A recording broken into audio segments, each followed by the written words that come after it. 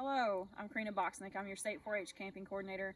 We're continuing with our outdoor cooking series. We are gonna get ready to cook dinner on this grill top. We're gonna start pretty basic, and then we'll work our way into using Dutch ovens and some cast iron skillets and that kind of thing.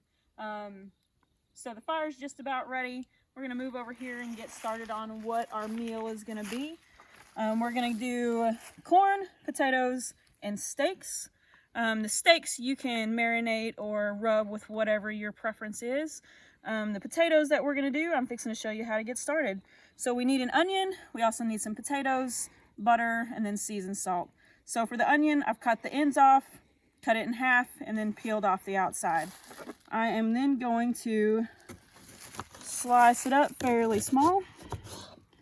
Please make sure you use all of your food safety considerations as well when you're cooking outdoors.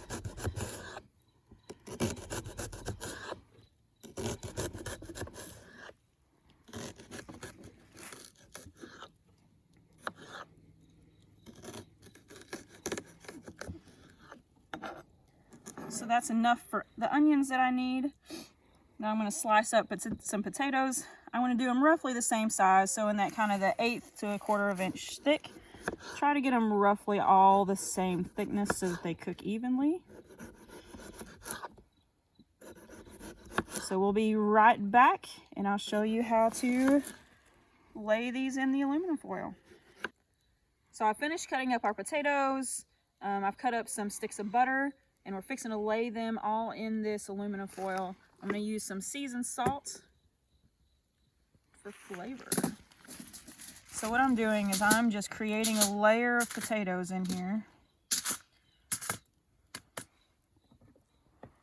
And I'm leaving an edge because I'm going to wrap this aluminum foil up. And if I get too big, I'll just add another layer of aluminum foil.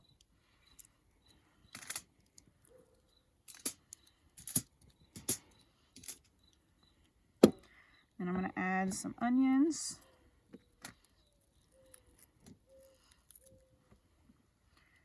Some butter. And then I'm going to sprinkle it with some seasoned salt.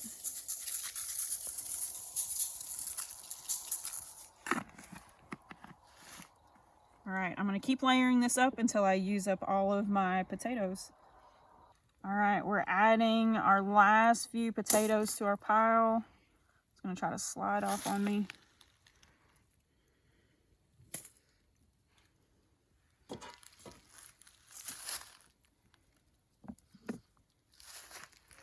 Add a few more onions.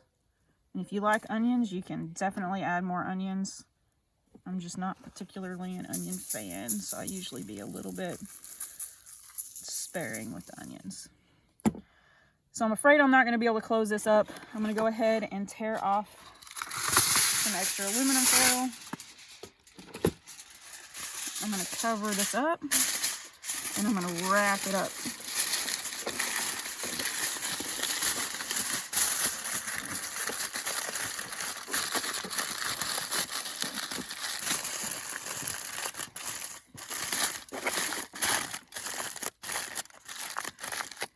And because this is going to take a little bit to cook, I'm going to go ahead and take it over here to my fire and just put it right on the grill and let it do its thing. All right, our next part of our meal is going to be our corn on the cob. I'm just going to pull all of this exterior off along with the silks. If you buy corn on the cob that has the whole husk on them, you can do this with the husk on. Sometimes it's just hard to get the silks out and then wrap it back up with the husk on. And some people like to soak them to help pull the silks out. I generally don't and don't have too much trouble with them.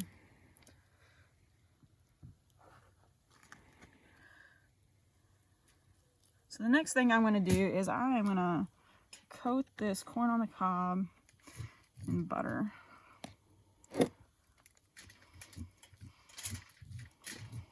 So after we get it coated, we are going to put some seasoned salt on it as well.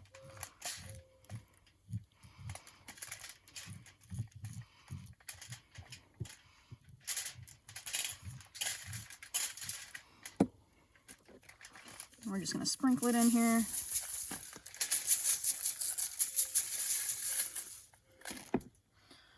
Get these silks out of the way. And then like the potatoes, I'm just gonna wrap it up in this aluminum foil.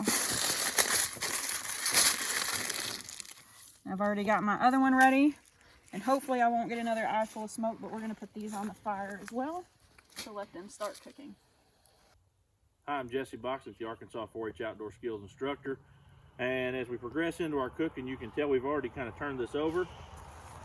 You can tell it's already almost golden on this side because we did flip it over, and you're asking yourself at this point, how did you turn that over? Well, we used leather gloves. Okay, you're gonna find it's pretty hot. So youth, if you're doing this at home, be sure to use the proper equipment, adults as well. It'll be hard to do this with the tongs because it can poke holes in your foil when you turn over the big roll of potatoes. So go ahead and use some leather gloves if you got them. Don't touch it with your bare hands. And remember, this is extremely hot. Now, we're about ready to put our steaks on. Remember to use your food safety. I'm going to use a different set of tongs as I get them out of the bag. And if you got questions on food safety, you can always contact your local county extension office. We have a lot of fact sheets and a lot of highly educated folks that are there to help you with your food safety concerns. Now remember, medium rare steaks are going to be about 145 degrees minimum. And well-done steaks are going to be 170 degrees with medium steaks, where I like it about 160. Use a digital thermometer to get that. Go right in through the side on a 1/2 inch or more steak. Go right in through the side, don't hit any fat, and make sure you get that temperature right if you're unsure or new to the outdoor cooking process. Remember, 145 degrees minimum for medium rare, and then 170 degrees for well done. You can get anywhere in between. Stay tuned as we progress through our cooking. All right, ladies and gentlemen, we're back and we've got dinner finished. And I'm not going to piddle around with this too much, so I don't want to get my steaks too far gone. But first, we're going to go ahead and pick up these potatoes. And notice we are using a set of cheap welding gloves. Be careful, the juices can still run out on you. Go ahead and grab your corn. Set up here and let them cool and rest. And then as we go for our steaks, I'm going to go ahead and get my tongs here. And as you notice, even the camera folks, our co-host Miss Karina, gets that plate out there when the steaks come off. All right, y'all. Good luck with your cooking. If you have any questions on food safety or anything like that, be sure and contact your local county extension office and stay tuned for the rest of our outdoor cooking series.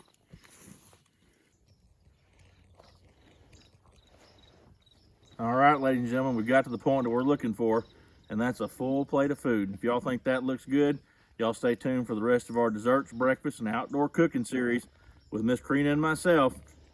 Y'all have a good one.